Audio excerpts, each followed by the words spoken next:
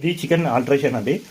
మీరు రోజు చికెన్ వండుకుంటారు కదా, కొందరు అంటే నెక్స్ట్ డే మిగిలిపోతుంది కదా, దాని గురించి ఆల్టరేషన్ ప్రాసెస్. చూడండి, మీరు చికెన్ చూడండి ఎంత బాగా అయిందో.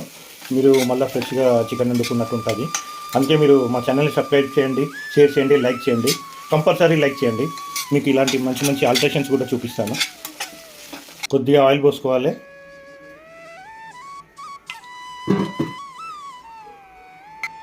ఇప్పుడు ఒక కప్పు ఉల్లిపాయ వేసుకోవాలి.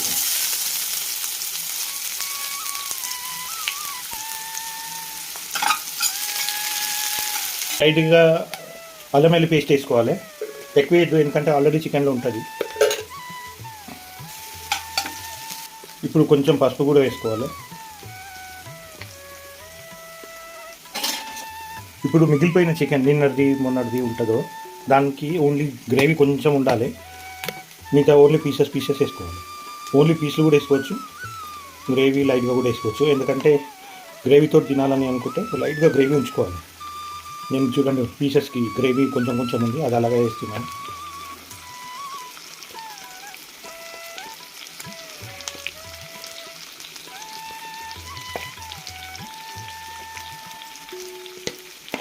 చూడండి గ్రేవీ మిగిలిపోయింది.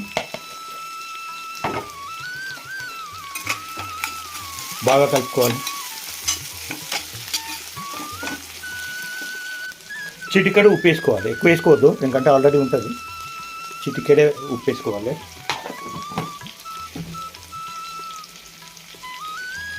ఇంకో కొద్దిగా చిటికెడు గరం మసాలా. వీడియో లాస్ట్ వరకు చూడండి, ఎలా అవుతుందో చూడండి. ఇప్పుడు ఏం చేసుకోవాలంటే చిటికెడు కొరియాండర్ పౌడర్,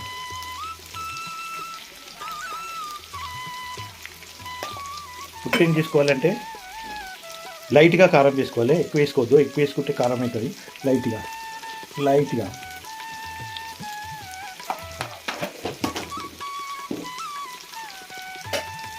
ఇప్పుడు బాగా కలుపుకోండి.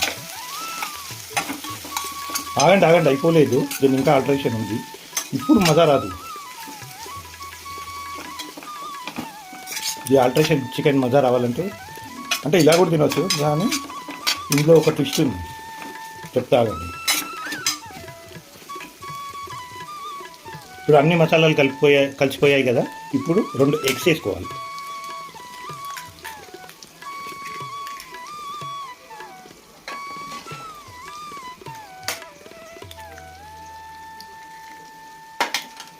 ఇప్పుడు మిక్స్ చేసుకోండి, కలుపుతూనే ఉండాలి. ఎందుకంటే ఈ ఎగ్స్ కర్రీతోటి కలిసిపోవాలి.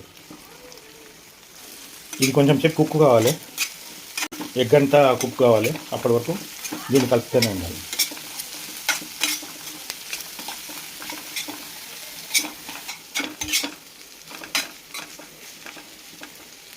లాస్ట్కి కొత్తిమీర కరివేపాకు వేసుకోవాలి. నా దగ్గర కరివేపాకు ఉంది. ఫైనల్గా ఎలా బాగా రెడీ అయిందో చూడండి. దీంట్లో ఏం చేయాలంటే మీరు బగారా రైస్తో తిన్నారనుకో చాలా సూపర్గా ఉంటుంది. నార్మల్ రైస్తో తిన్నా సూపర్ ఉంటుంది, కానీ బగారా రైస్ అయితే ఇంకా జబర్దస్త్ ఉంటుంది.